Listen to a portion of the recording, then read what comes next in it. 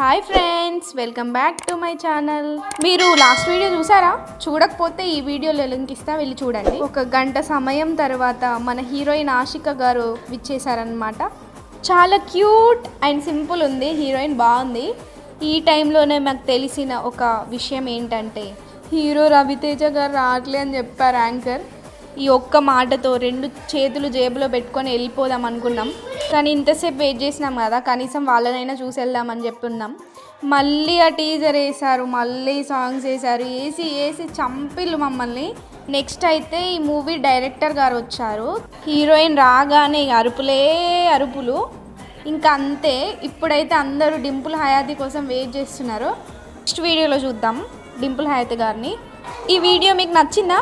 నచ్చితే please do like, share and subscribe to my channel. Thank you for watching. చలో bye guys.